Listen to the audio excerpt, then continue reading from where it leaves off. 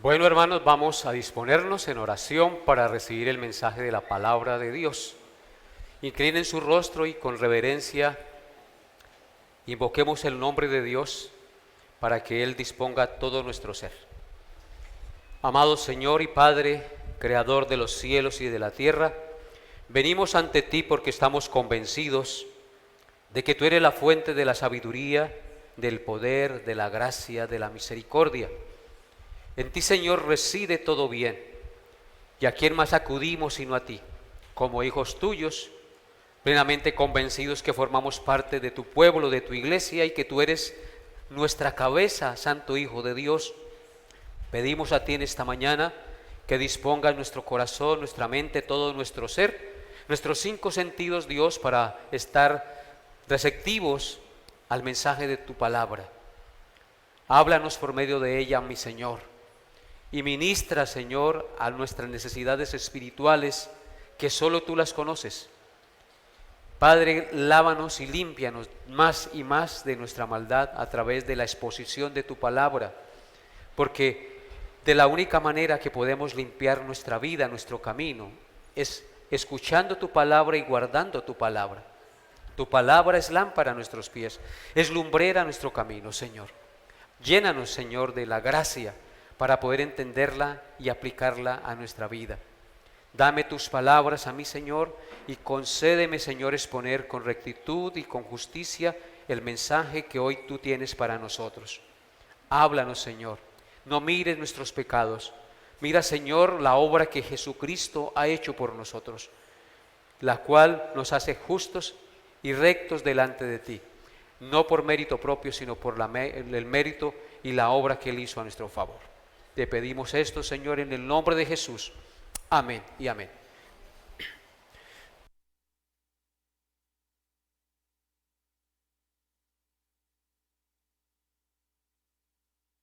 Aló. Entonces, hermanos, como bien saben, estamos estudiando la vida del profeta Elías. Entramos en la recta final del estudio de la vida del profeta Elías. El domingo pasado terminamos el capítulo 19 de Primero de Reyes y vimos cómo el profeta, de regreso al camino, porque estaba en el monte Ored, en la cueva allí metido, regresa al camino de la obediencia por la mano de Dios y por mandato de Dios. Fue y ungió a Eliseo como profeta en lugar de él. Vimos cómo Eliseo estaba arando y Elías echó sobre Eliseo su manto como símbolo de investidura. Y Eliseo, dejando a sus padres y su trabajo secular, siguió al profeta Elías, y le servía.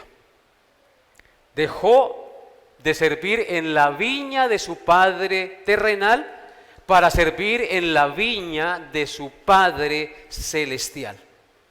Esta escena no es otra cosa que la entrega de la antorcha del ministerio profético a otro varón preparado por Dios para tal propósito. Y de eso se trató la enseñanza el domingo pasado en términos generales. Hoy haremos 2 cosas. En primer lugar, daremos un corto vistazo al capítulo 20 de Primero de Reyes, para luego entrar a considerar el capítulo 21, donde se encuentra narrada la historia de la viña de Nabot. Así que entonces, en primer lugar, echemos un vistazo corto al capítulo 20.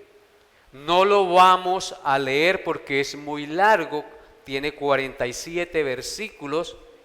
Eso les queda a ustedes para que lo lean en casa. Yo solo haré un corto resumen de este capítulo 20. El capítulo 20 de Primera de Reyes narra 2 batallas, escúchenlo bien.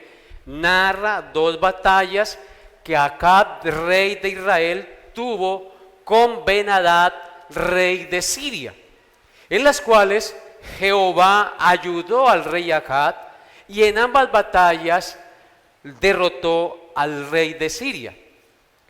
Y esto a pesar de la desventaja en número de hombres que tenía el rey Acab en comparación con el numeroso ejército de los sirios. En ambas batallas, Dios envió a un profeta anónimo, no nos dice el nombre, ¿qué profeta? Para anunciarle al rey Acab que triunfaría sobre su enemigo sirio. Al leer estos hechos de que Dios ayudó al rey Acab a vencer a los sirios, uno queda desconcertado, porque a nuestra lógica humana uno esperaría que el rey Acab y la nación de Israel fueran castigados inmediatamente por Dios a causa de su apostasía e idolatría por conducto de Ben-Hadad, rey de Siria. Uno esperaría que Dios los castigara utilizando a los sirios, porque Israel y su rey habían apostatado y se habían apartado de él. Uno mira desde esa perspectiva, desde esa lógica, y uno no entiende por qué suceden esas cosas. Entonces, no fue así. Dios ayudó al rey Acab y venció de manera contundente a Ben-Hadad, rey de Siria, en 2 ocasiones. Y la pregunta es, ¿por qué Dios ayudó al rey Acab a vencer a los sirios y evitó que quedaran cautivos sin que él y el pueblo lo merecieran? La respuesta está en el mismo texto sagrado. Pongan sus ojos en el verso 13 del capítulo 20. Dice así, Primero de Reyes 20:13. Y he aquí un profeta vino a Acab, rey de Israel, y le dijo: así ha dicho Jehová, ¿has visto esta gran multitud? Refiriéndose al ejército de los sirios, que eran numerosos. ¿Has visto esta gran multitud? He aquí, yo te la entregaré hoy en tu mano, para que conozca que yo soy Jehová. Ahora adelántese al verso 28. Vino entonces el varón de Dios al rey de Israel y le habló diciendo, otra vez viene el profeta anónimo y le dice: así ha dicho Jehová, por cuanto a los sirios han dicho, Jehová es Dios de los montes y no de los valles, yo entregaré toda esta gran multitud en tu mano, para que conozcas que yo soy Jehová. Entonces ahí está la respuesta a nuestra pregunta. ¿Por qué Dios ayudó al rey Acab a vencer a los sirios y evitó que quedaran cautivos, esclavos, tributarios de los sirios, sin que ellos lo merecieran? ¿Por qué Dios los ayudó? La respuesta es para que conociera Acab que Jehová es Dios. ¿Sí notan lo que dice el verso 18? He aquí yo te entregaré hoy en tu mano a los sirios, para que conozcas que yo soy Jehová. Y lo mismo en el otro texto, en el versículo 28 dice: yo entregaré toda esta multitud en tu mano, para que conozcas que yo soy Jehová.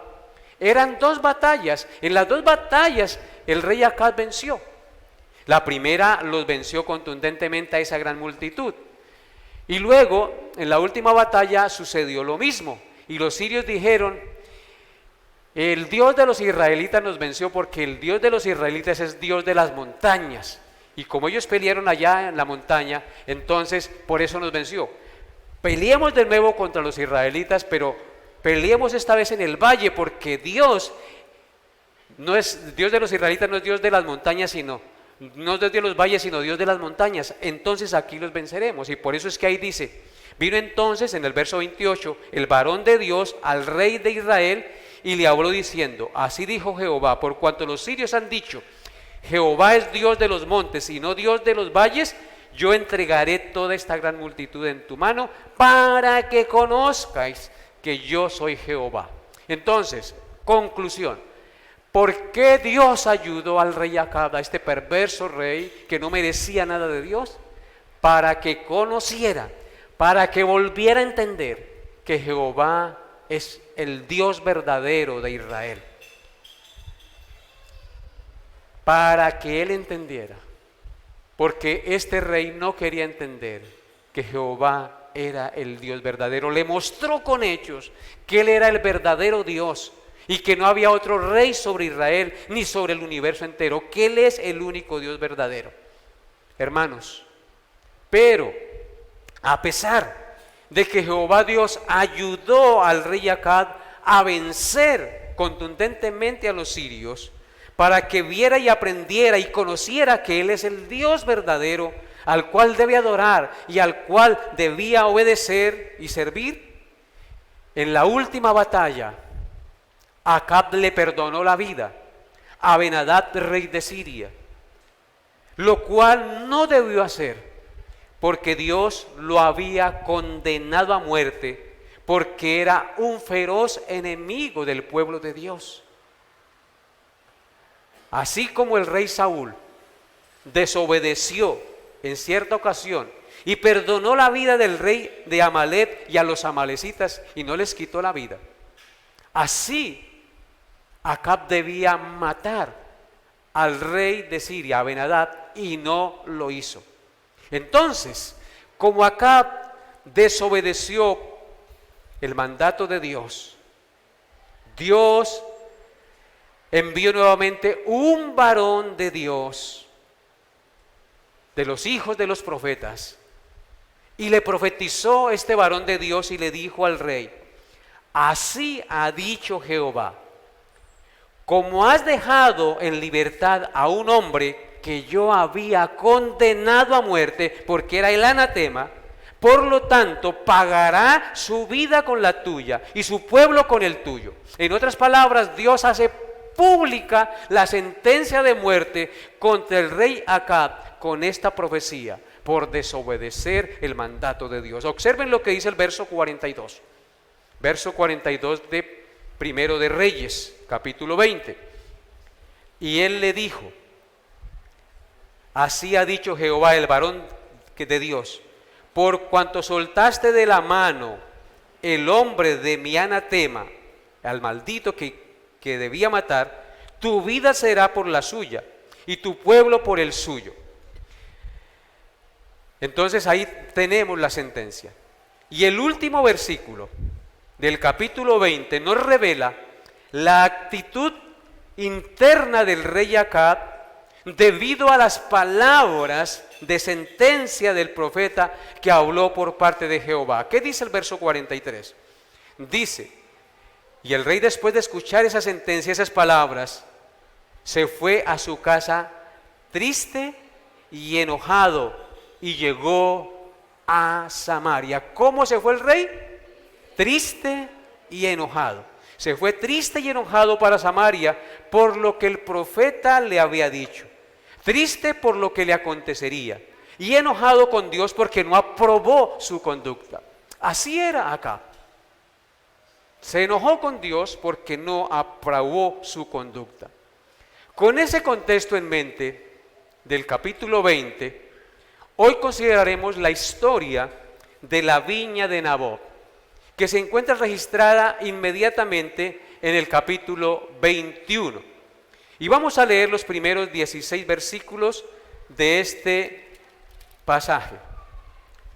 Primero de Reyes, capítulo 20, capítulo 21, versículos 1 al 16. Dice: pasadas estas cosas, aconteció que Nabot de Jezreel tenía allí una viña junto al palacio de Acab, rey de Samaria. Y Acab habló a Nabot diciendo: dame tu viña para un huerto de legumbres, porque está cercana a mi casa, y yo te daré por ella otra viña mejor que esta. O si mejor te pareciere, te pagaré su valor en dinero. Y Nabot respondió a Acab: guárdame Jehová de que yo te dé a ti la heredad de mis padres. Y vino Acab a su casa, ¿cómo? Triste y enojado por la palabra de Nabot de Jezreel. Le había respondido: diciendo: no te daré la heredad de mis padres, y se acostó en su cama y volvió su rostro y no comió. Vino a él su mujer Jezabel y le dijo: ¿por qué estás tan decaído de tu espíritu y no comes? Y él respondió: porque hablé con Nabob de Jezreel y le dije que me diera su viña por dinero, o que si más quería le daría otra viña por ella. Y él respondió: yo no te daré mi viña. Y su mujer Jezabel le dijo: ¿eres tú ahora rey sobre Israel? Levántate y come y alégrate, yo te daré la viña de Nabob de Jezreel. Entonces ella escribió cartas en nombre de Acab y las selló con su anillo y las envió a los ancianos y a los principales que moraban en la ciudad con Nabob. Y las cartas que escribió decían así: proclamad ayuno y poned a Nabob delante del pueblo, y poned a 2 hombres perversos delante de él que atestiguen contra él y digan: tú has blasfemado a Dios y al rey. Y entonces sacadlo y apedreadlo para que muera. Y los de su ciudad, los ancianos y los principales que moraban en su ciudad hicieron como Jezabel les mandó, conforme a lo escrito en las cartas que ella les había enviado. Y promulgaron ayuno y pusieron a Nabob delante del pueblo. Vinieron entonces 2 hombres perversos y se sentaron delante de él. Y aquellos hombres perversos atestiguaron contra Nabob delante del pueblo diciendo: Nabob ha blasfemado a Dios y al rey. Y lo llevaron fuera de la ciudad y lo apedrearon y murió. Después enviaron a decir a Jezabel: Nabob ha sido apedreado y ha muerto. Cuando Jezabel oyó que Nabob había sido apedreado y muerto, dijo a Acab: levántate y toma la viña de Nabob de Jezreel, que no te quiso dar por dinero, porque Nabob no vive, sino que ha muerto. Amén.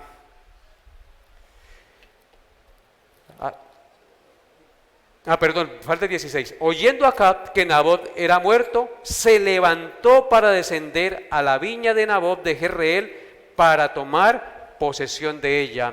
Amén. Así que hoy vamos a meditar en esa porción de esta historia narrada en este capítulo 20 de Primera de Reyes. Por eso la enseñanza para el día de hoy lleva por título La viña de Nabob. La viña de Nabob. La historia de Nabob y de su viña nos pinta un cuadro triste y muy lamentable de los hechos de abuso de autoridad más repulsivos y viles de un gobernante contra un humilde ciudadano de la nación de Israel. Es un craso abuso de autoridad. En esta narrativa de las Sagradas Escrituras hay 7 personajes. Está el rey Acab, en segundo lugar está Nabob, el dueño de la viña, en tercer lugar está Jezabel, mujer del rey Acab, en cuarto lugar están los ancianos y principales del pueblo, en quinto lugar los testigos falsos, en sexto lugar el profeta Elías y en séptimo lugar Dios. Hay 7 personajes en esa historia narrada en las Sagradas Escrituras. Vamos a mirar por porciones la historia. Leamos los primeros 3 versículos. ¿Qué dicen los primeros 3 versículos? Pasadas estas cosas, aconteció que Nabob de Jezreel tenía allí una viña junto al palacio de Acab, rey de Samaria. Y Acab habló a Nabob diciendo: dame tu viña para un huerto de legumbres, porque está cercana a mi casa, y yo te daré por ella otra viña mejor que esta, o si mejor te pareciere, te pagaré su valor en dinero. Y Nabob respondió a Acab: guárdame Jehová de que yo te dé a ti la heredad de mis padres. Amén. Entonces, en estos 3 versículos vemos la propuesta del rey y la respuesta de Nabob al rey. ¿Cuál fue la propuesta del rey? Comprarle la viña a Nabob por plata o darle otra mejor si él quería, en otro lugar.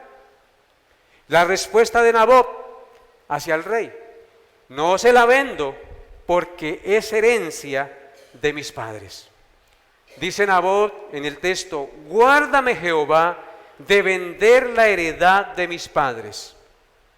Para Nabot, vender la heredad era ir en contra de la ley de Dios, era pecar contra Dios. Por eso no le vende la heredad al rey. A primera vista pareciera que es un negocio normal donde se pintan unas ofertas y el otro no la quiere recibir. Entonces, como era el rey, es tildado entonces de odioso contra el rey.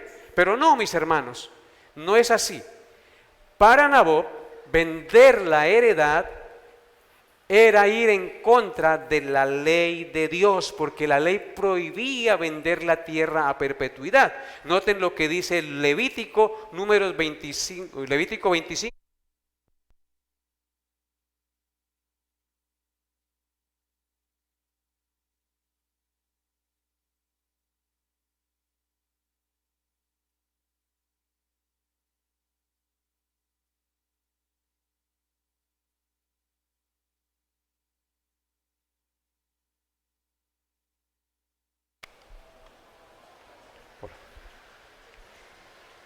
Se acabaron las baterías. Hermanos, noten entonces lo que dice Levíticos 25, versículo 23. ¿Qué dice? La tierra no se venderá a perpetuidad, porque la tierra mía es. Pues vosotros, forasteros y extranjeros, sois para conmigo. ¿Qué prohibía Dios a la nación de Israel? Vender la tierra a perpetuidad. Dios había heredado a las familias una tierra y esa tierra debía pasar de generación en generación a las familias que le pertenecían. Porque era la tierra de Dios, la tierra no es de nosotros, la tierra es de Dios.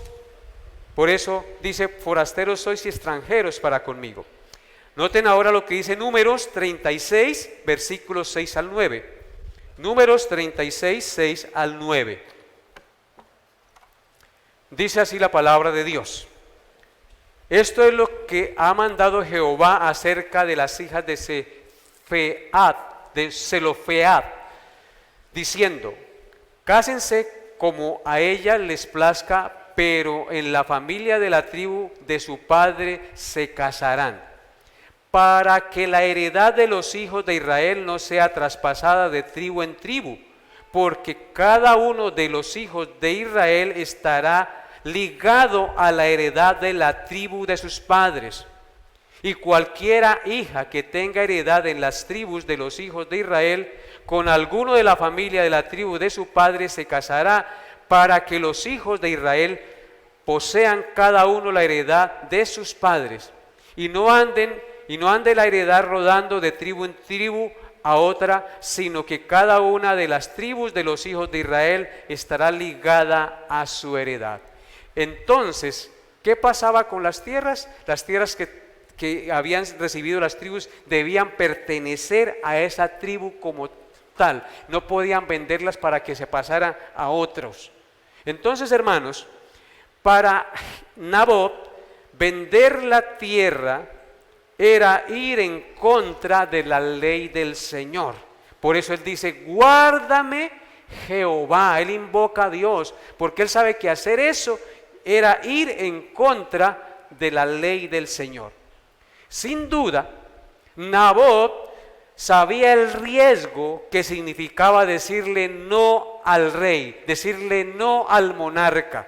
Si hubiera aceptado el negocio, hubiera quedado en buenos términos o en buenas relaciones con el rey. En otras palabras, hubiese sido pana con el rey, pero Nabot no era de esos. Nabot fue un hombre fiel al Señor. Él fue uno de esos 7,000 que no doblaron las rodillas ante Baal. Él prefirió obedecer a Dios antes que a los hombres. Él prefirió despreciar el negocio, tal vez muy tentativo, porque era una viña más grande, mucho mejor, o tal vez le daba mucha plata. Él prefirió despreciar ese negocio y prefirió obedecer a Dios antes que a los hombres. Escuchen lo que dice Hechos capítulo 5, versículos 27 al 33. Hechos 5, 27 al 33 dice: cuando los trajeron a los apóstoles, los presentaron en el concilio, y el sumo sacerdote les preguntó, diciendo: ¿no os mandamos estrictamente que no enseñaseis en ese nombre? Y ahora habéis llenado a Jerusalén de vuestra doctrina, ¿y queréis echar sobre nosotros la sangre de este hombre? Respondió Pedro y los apóstoles. Dijeron: es necesario obedecer a Dios antes que a los hombres. El Dios de nuestros padres levantó a Jesús, a quien vosotros matasteis colgándole en un madero. A este Dios ha exaltado con su diestra por príncipe y salvador, para dar a Israel arrepentimiento y perdón de pecados. Y nosotros somos testigos suyos de estas cosas, y también el Espíritu Santo, el cual ha dado Dios a los que le obedecen. Ellos, oyendo eso, se enfurecían y querían matarlos. Hermanos, si bien es cierto debemos someternos a las autoridades establecidas por Dios, hay límites al sometimiento de las autoridades establecidas por Dios. Si nos mandan ir en contra de la voluntad de Dios, o nos prohíben predicar a Cristo, o nos censuran porque anunciamos a aquel que murió en la cruz para salvar a los pecadores, nosotros no debemos obedecer al rey, no debemos obedecer a las autoridades establecidas.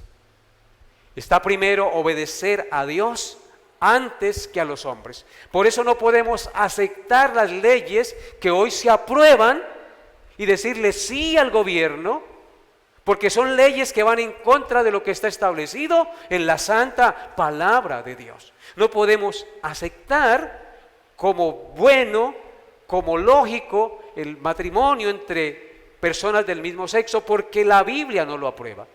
Y así sucesivamente otras leyes que van en contra de la perfecta ley del Señor.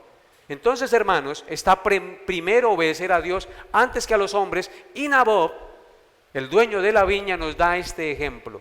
Aunque el rey le propuso un negocio muy apetecible, él no quiso, porque él sabía que era ir en contra de Dios. Y aunque se echara al rey de enemigo, como le sucedió, pues prefirió obedecer a Dios y morir confiando en Dios y haciendo su voluntad, que satisfacer su deseo carnal y obedecer a un simple mortal. Versículo 4 de nuestro pasaje. ¿Qué dice nuestro versículo 4? Dice: y vino Acab a su casa triste y enojado por la palabra que Naboth de Jezreel le había respondido, diciendo: no te daré la heredad de mis padres. Y se acostó en su cama y volvió su rostro y no comió. Tremendo lo que hace este rey. Se fue para su palacio triste y enojado, como se vino cuando el profeta le dijo allá al final del capítulo 20 que Dios lo iba a castigar. También se vino triste y enojado. Aquí vemos que se fue para su palacio triste y enojado, y se acostó y no comió, y volvió su rostro contra la pared. Así llegan muchos hombres a la casa a veces, ¿no? Bravos, si no les reciben la comida a la esposa. En otras palabras, se puso como un niño malcriado cuando no se le da la golosina o el juguete que quiere. Así era el rey, un malcriado, un hombre que estaba acostumbrado a hacer lo que le diera la gana. El rey Acab sabía que Naboth, al no venderle la viña, estaba obrando correctamente, porque él era un rey y conocía las leyes del Señor, las leyes del pueblo de Dios para Israel. Correctamente no obró, sino que se puso bravo y triste. Y aunque conocía la ley del Señor, a él le importaba un comino la ley del Señor. Lo único que le importaba a este rey era satisfacer sus caprichos y su ego, aunque Dios muchas veces le había demostrado que Él era el Dios verdadero, que Él era Jehová, para que conociera que Él era Dios. Muchas veces Él se le había manifestado, pero este rey seguía terco y obstinado. Podemos ver entonces en este pasaje que el meollo del problema realmente no es Nabot y su viña, por no venderla. El meollo del problema, ¿quién es? Es el rey. Es el rey. El rey era el problema, hermanos. El rey Acab no solamente era un hombre terco, sino que era un hombre idólatra, era un hombre que había apostatado, dejando al Dios verdadero para servir a los Baales, sino que también este rey era un hombre codicioso, era un hombre caprichoso. La codicia de Acab fue terrible. Codició la viña de Nabot que estaba junto a su palacio y la quería para él a como diera lugar. Era un hombre totalmente codicioso. La codicia por la viña no nació de un día para otro, hermanos. Un adulterio no nace de un día para otro. Un robo no nace de un día para otro. Eso se va poco a poco gestando en la mente y en el corazón de los hombres. Así que la codicia por la viña de Nabot no nació de un momento a otro. Muy seguramente esta viña la venía codiciando desde hacía mucho tiempo. Salía a la terraza del palacio y decía: ese terreno, si fuera mío, lo que haría. Y comenzó a codiciarla y a codiciarla. En otras palabras, este rey violó el 10º mandamiento de la ley moral de Dios. Vean lo que dice Deuteronomio 5, versículo 21. Deuteronomio 5, versículo 21. Dice así: no codiciarás la mujer de tu prójimo, ni desearás la casa de tu prójimo, ni su tierra, ni su siervo, ni su sierva, ni su buey, ni su asno, ni cosa alguna de tu prójimo. ¿Qué nos dice aquí el texto sagrado? Hablando del 10º mandamiento: no codiciarás. Es el mandato del Señor a todos sus hijos, a toda la humanidad. La mujer de tu prójimo. No debemos en primer lugar codiciar la mujer de nuestro prójimo. Varones de Dios deben estar contentos con la esposa que Dios les dio. Mujeres de Dios deben estar contentas con el esposo que Dios les dio. No desearás o no codiciarás la casa de tu prójimo. Eso no indica que usted no anhele tener su propia casa, pero usted no debe codiciarla, desearla y sentirse amargado y triste porque usted no tiene casa y el otro sí tiene casa. Eso es pecado contra Dios. Y luego dice: ni su tierra. ¿Qué hizo acá? Codició la tierra de su prójimo. La codició a un extremo perverso. Ni su siervo, ni su sierva, ni su buey, ni su asno, ni cosa alguna de su prójimo. Es decir, está prohibido codiciar lo de los demás. Está prohibido por Dios. Es ir en contra de la voluntad del Señor. Así que el problema no era Nabot, el problema era el corazón del rey Acab, que se había rebelado contra Dios y que iba en contra de sus perfectas y santas leyes. Noten lo que dice Mateo 15, versículo 19. Mateo 15, 19 dice así: porque del corazón salen los malos pensamientos, los homicidios, los adulterios, las fornicaciones, los hurtos, los falsos testimonios, las blasfemias. Eso es lo que hay en el corazón del hombre. Son palabras de Cristo. Noten lo que dice: porque del corazón del hombre, de la mujer, salen los malos pensamientos. ¿Qué salió de Acab? Malos pensamientos. Salen los homicidios. ¿Qué salió de Acab? Homicidio también. Los adulterios, las fornicaciones, los hurtos, los falsos testimonios, las blasfemias. Eso sale del corazón del hombre. El problema del hombre no está dentro, no está afuera, el problema del hombre está dentro. Así que nosotros debemos cuidarnos de nosotros mismos. Tal vez el peor enemigo que nosotros tenemos es nuestro propio corazón, mis amados hermanos. Necesitamos ser cambiados y transformados y renovados en nuestro espíritu, en nuestro corazón, por Cristo nuestro Señor. El apóstol Santiago por eso escribió en Santiago 1, capítulo 13 al 15 lo siguiente.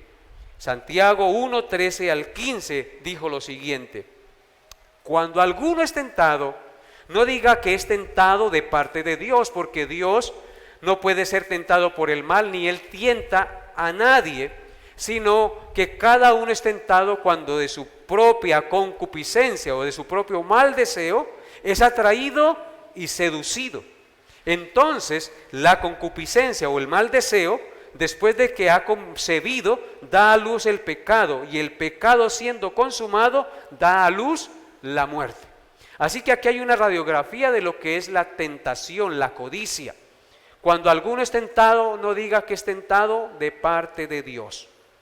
De Dios no proviene el mal, hermanos, de Dios no proviene el pecado, porque Dios no puede ser tentado por el mal, dice el texto. Él está sobre el mal, ni Él tienta a nadie. Él no tienta a los hombres, sino que cada uno, escúchenlo bien, dice, cada uno es tentado cuando de su propia concupiscencia, del propio deseo de su perverso corazón, es atraído y seducido. El pecado que hace en nosotros nos atrae y nos seduce, como Satanás sedujo a Eva. Vio la mujer que el árbol era bueno para comer, codiciable y agradable a los ojos, y entonces alargó su mano y tomó del fruto y comió y dio también a su marido. Entonces uno es atraído y seducido de su propio mal deseo. Y entonces, ¿cuál es el resultado? La concupiscencia, el mal deseo, después que ha concebido, es como un embarazo, ha concebido, da a luz el pecado. Y el pecado da a luz, consumado, siendo consumado, da a luz la muerte. Entonces, ¿cuál es la paga del pecado, hermanos? La muerte. Por eso Dios prohíbe que codiciemos. Y por eso se hace necesario que tú y yo estemos siempre de la mano de Dios y cada día clamemos como Cristo nos enseñó a clamar en el Padre nuestro. No nos dejes caer en tentación y líbranos del malo, porque tuyo es el reino, el poder y la gloria. Y Acab aquí estaba controlado por los deseos perversos y avaros de su propio corazón. Y como un niño chiquito, cuando no le dan la golosina y el juguete, se fue para la casa triste y enojado, y se acostó y volteó su rostro para la pared y no quería comer, bravo con la mujer, bravo con todos, porque no pudo obtener lo que quería obtener. Era caprichoso, era arrogante, era orgulloso. Versículos 5 al 10 de nuestro pasaje. ¿Qué dice? Vino a él su mujer Jezabel, al verlo triste, y le dijo: ¿por qué está tan decaído tu espíritu y no comes? Él respondió: porque hablé con Nabot de Jezreel y le dije que me diera su viña por dinero, o que si más quería le daría otra viña por ella. Y él respondió: yo no te daré mi viña. Y su mujer Jezabel le dijo: ¿eres tú ahora rey sobre Israel? Levántate y come y alégrate, yo te daré la viña de Nabot de Jezreel. Entonces ella escribió cartas en nombre de Acab y las selló con su anillo y las envió a los ancianos y a los principales que moraban en la ciudad con Nabot. Y las cartas que escribió decían así: proclamad ayuno y poned a Nabot delante del pueblo, y poned a 2 hombres perversos delante de él, que atestiguen contra él y digan: tú has blasfemado a Dios y al rey. Y entonces sacadlo y apedrearlo para que muera. Amén. Vemos en este pasaje que hemos leído el malvado plan de Jezabel para apoderarse de la viña de Nabot y satisfacer la codicia de su marido, el rey Acab. El plan de esta mujer consistía en aprovechar la autoridad del rey. Por eso le dice: ¿eres tú, rey de Israel? Tú eres el que mandas, no te la dejes montar. Tú eres el rey, tú eres el que mandas. Entonces, el plan de esta mujer consistía en aprovechar la autoridad del rey para matar, asesinar o dar muerte a Nabot de una manera que pareciera legal. De una manera que pareciera legal. ¿Cómo lo haría? Enviando cartas a los ancianos del pueblo, firmadas o selladas con el anillo del rey, para que no hubiera duda de que era un decreto soberano del rey, acusándolo de blasfemia contra Dios y rebelión contra el rey, porque no querer venderle la viña era entonces ocasión de rebelión contra el rey. Además de esto, el plan consistía en comprar dos hombres perversos que testificaran falsamente que Nabot había blasfemado contra Dios y se había rebelado contra el rey, para así poder apedrearlo como ordenaba la ley. Observen lo que dice Deuteronomio 17, 5 al 6. Deuteronomio 17, 5 al 6. Como decía la ley: entonces sacarás a tus puertas al hombre o a la mujer que hubiere hecho esta mala cosa, sea hombre o mujer, y los apedrearás, y así morirán. Por dicho de 2 o 3 testigos morirá el que hubiere de morir, no morirá por el dicho de un solo testigo. Ahora observen lo que dice Deuteronomio 19:15. Dice: no se tomará en cuenta a un solo testigo contra ninguno en cualquier delito ni en cualquier pecado, en relación con cualquier ofensa cometida. Solo por el testimonio de 2 o 3 testigos se mantendrá la acusación. Entonces, el que se rebelaba contra el rey o violaba la ley del Señor era apedreado por los ancianos. Pero los ancianos tenían que verificar ese testimonio contra esa persona en boca de 2 o 3 testigos, como lo decía la ley. Entonces aquí podemos ver el abuso extremo de autoridad de un monarca manipulado por su mujer. Una mujer sin escrúpulos que estaba dispuesta a cualquier cosa para lograr sus objetivos perversos. Una mujer que gobernaba la nación detrás del trono de su marido. En realidad era ella la que gobernaba Israel y no era el rey Acab. Ella fue la que instauró la religión de los Baales en Israel y puso 850 sacerdotes, a los cuales mantenían en la nación de Israel a costillas del pueblo y de la nación que aborrecía la idolatría. Una mujer entonces que gobernaba detrás del trono de su marido. Al observar esta historia vemos que las 7 cosas que aborrece Jehová o que abomina su alma, mencionadas en Proverbios 6, están presentes en Acab y en su mujer Jezabel. Vaya conmigo a Proverbios 6, versículos 16 al 19 y comprobémoslo. Proverbios 6, 16 al 19.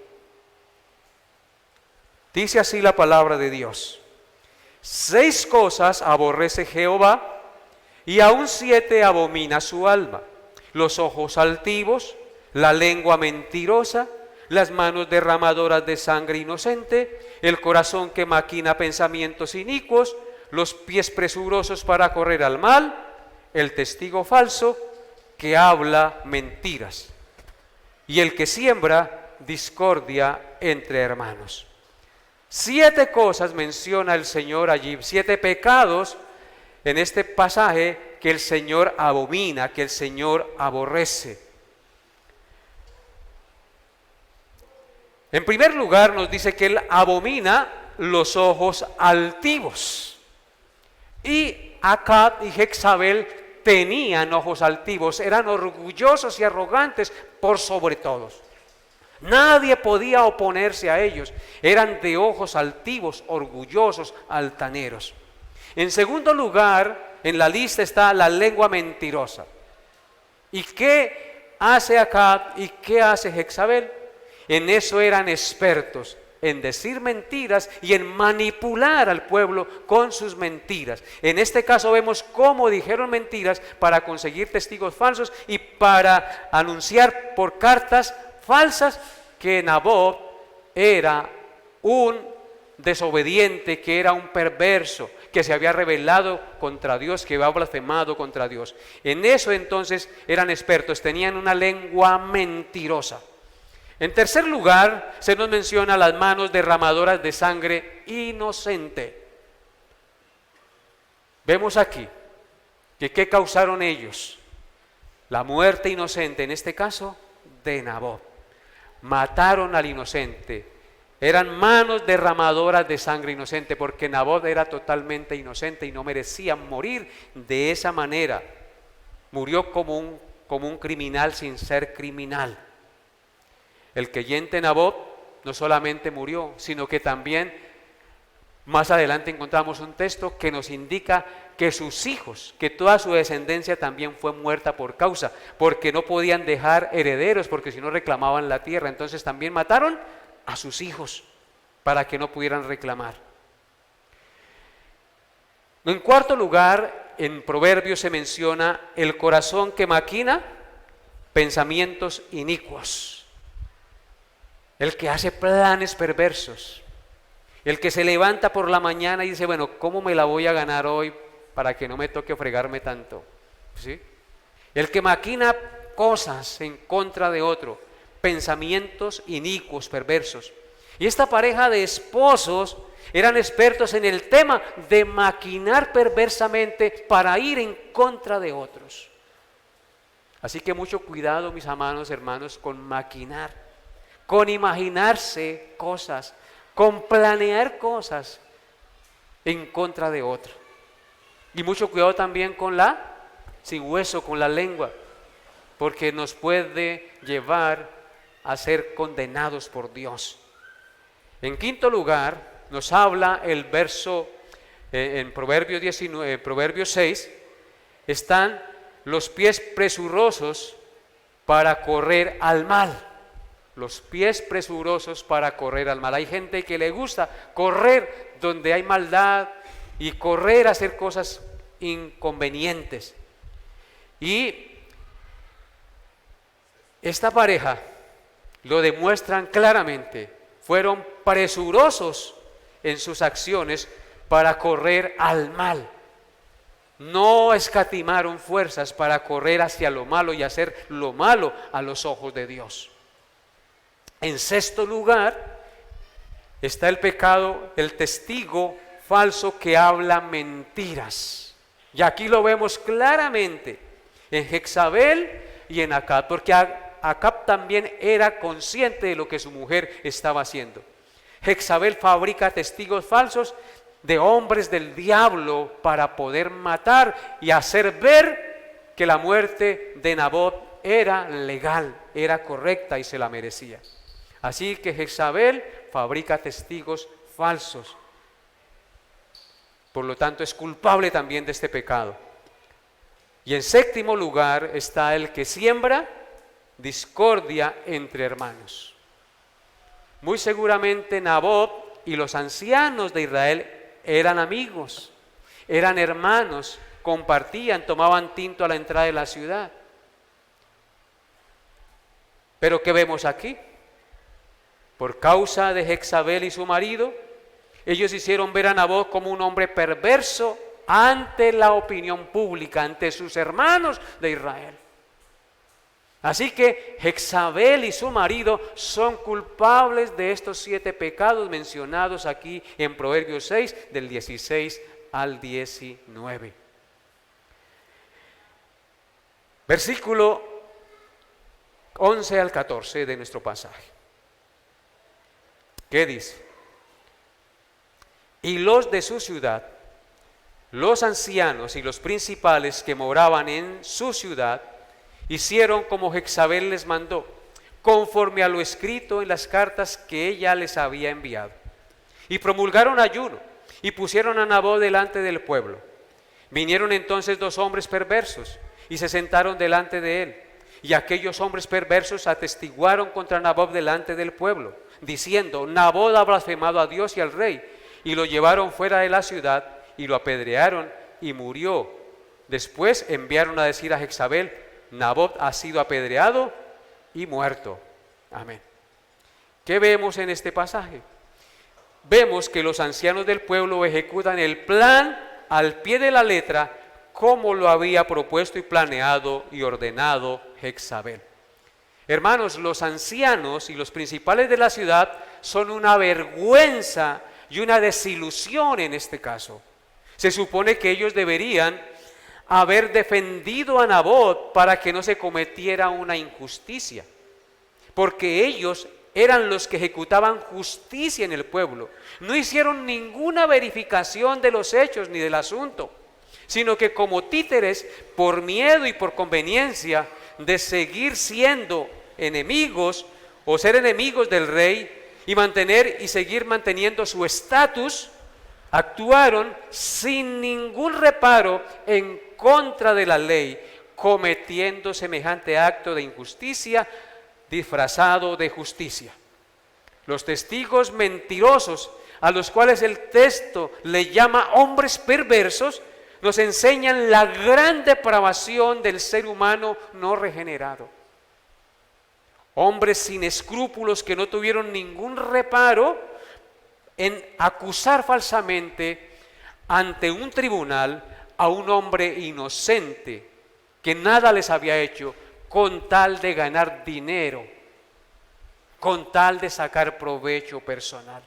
Qué terrible, hermanos, ver cómo el hombre sin Dios, el hombre que no tiene el control del Espíritu Santo, puede llegar a situaciones extremadamente vergonzosas y degradantes, como nosotros lo vemos en esta historia y en la sociedad que nos ha tocado vivir. Y a través de la historia, porque durante todo el tiempo el hombre ha sido el mismo, el hombre sin Dios siempre va en contra de la voluntad de Dios y hace cosas totalmente degradantes.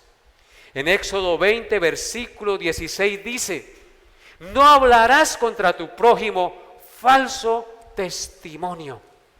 Ese es otro mandato del Señor, no hablar contra el prójimo falso testimonio, y aquí esto lo hicieron, sin importarle lo que tuvieran que acarrear. En Éxodo 23, del 1 al 2 dice: no admitirás falso rumor.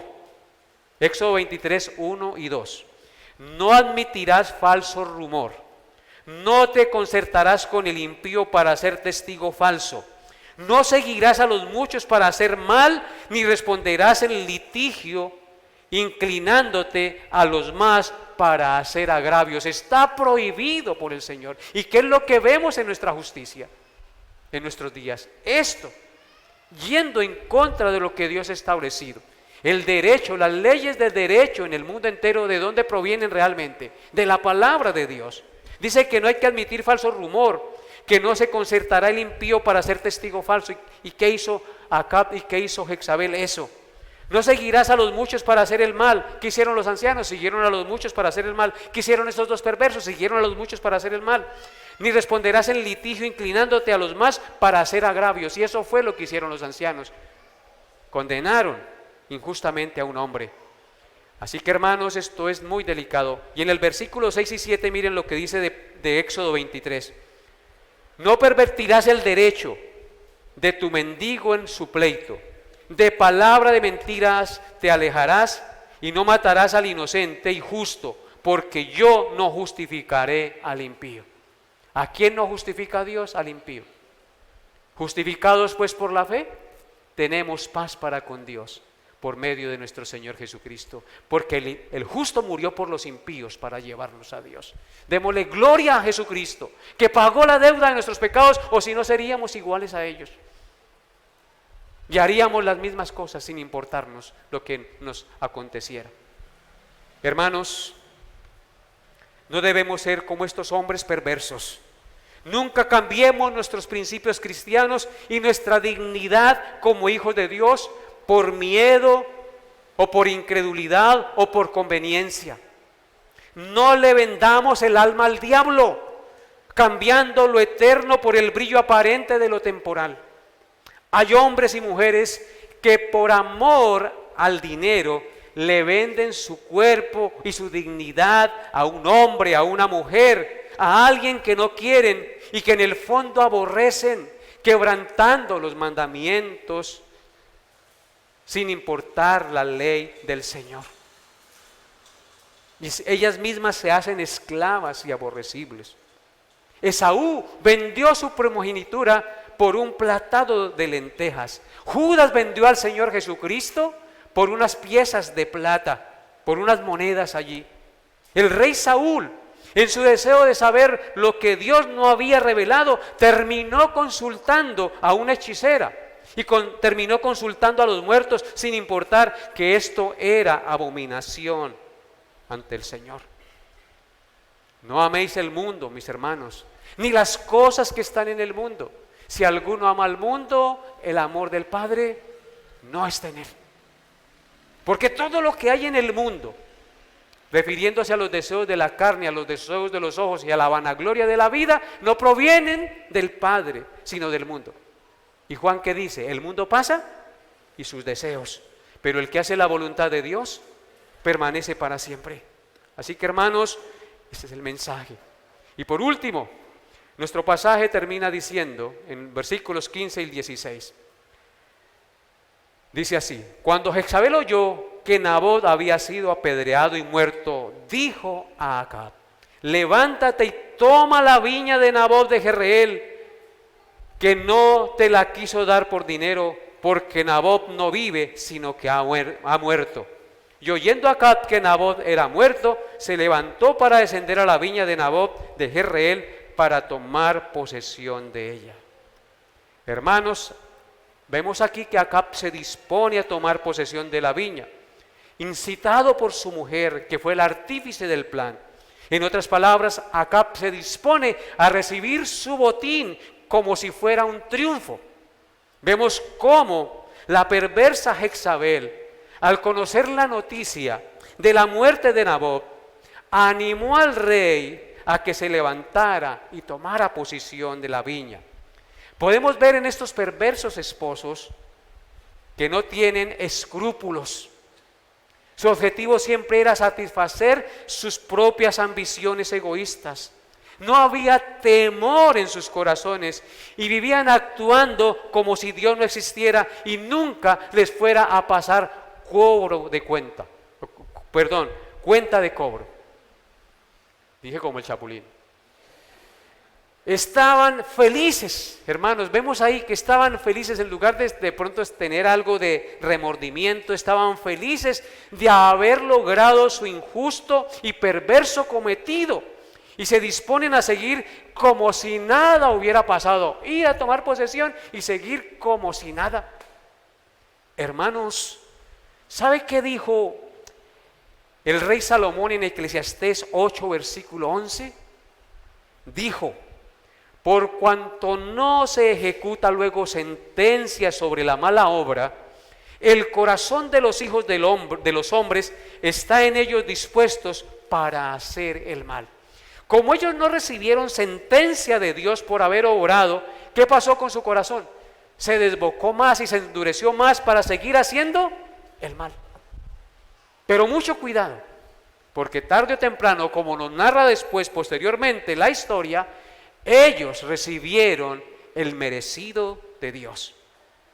La sequía de 3 años y medio, la manifestación de Dios en el Monte Carmelo, la lluvia que había venido después de 3 años y medio, el respaldo de Dios para vencer a los 2 reyes en las batallas contra los sirios, no había servido de nada en sus conciencias. No los llevó al arrepentimiento y a cambiar, hermanos. Qué triste, hermanos, es esto.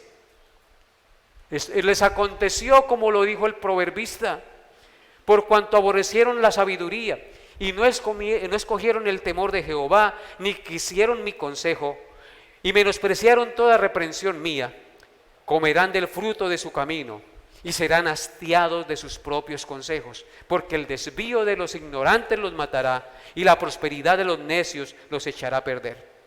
Hay personas que por más que les pasen cosas, que por más que se les predique, que por más que les enseñe, siguen endurecidos en su corazón. Por un tiempito se hacen los que escuchan y después siguen en sus malos caminos, en su mal obrar. Así pasó a Acab y a su mujer Jezabel. Yo quiero terminar con dos aplicaciones prácticas de la enseñanza el día de hoy. Cerca de 3000 años después, aproximadamente, Nabot, este fiel siervo de Dios, tiene un mensaje para todos nosotros el día de hoy, en esta congregación y a esta generación irreverente, adúltera y perversa de nuestros tiempos, en la que nos tocó vivir como hijos de Dios. ¿Y cuál es ese mensaje de Nabot para nosotros el día de hoy? Que los cristianos debemos ser fieles a Dios hasta la muerte. Nabot fue fiel a Dios y a sus principios cristianos hasta la muerte. No debemos cambiar nuestros principios cristianos, aunque nos persigan, aunque nos desprecien, aunque nos despojen y aunque se burlen y nos hagan bullying. No debemos cambiar, porque hoy las filosofías y los principios que se están enseñando quieren hacernos ver como retrógrados por defender los principios de Dios, por no acomodarnos al pensamiento de las ideologías perversas que hoy se enseñan en el mundo. Aprendamos, como dijo el apóstol Juan en Apocalipsis 2:10, no temas en nada de lo que vas a padecer. He aquí el diablo echará a algunos de vosotros en la cárcel para que seáis probados y tendréis tribulación por 10 días. Sé fiel hasta la muerte y yo te daré la corona de vida. ¿Cuál es el mensaje de Nabot? Sé fiel hasta la muerte. ¿Cuál es el mensaje de Jesucristo? Sé fiel hasta la muerte y yo te daré la corona de vida. Y en segundo lugar, Nabot nos recuerda a Cristo, al que tú y yo debemos imitar. ¿A quién debemos imitar, hermanos? A Cristo. Nabot, al igual que Cristo, fue tentado a desobedecer a Dios, pero no desobedeció. Nabot, al igual que Cristo, fue acusado injustamente y condenado a muerte injustamente con testigos falsos. Pero así fue a la muerte, porque nos amó hasta el fin. ¿Cuánta injusticia tuvo que sufrir nuestro perfecto y amoroso Salvador para rescatarnos del lazo del diablo en el que estábamos esclavos a voluntad de Él?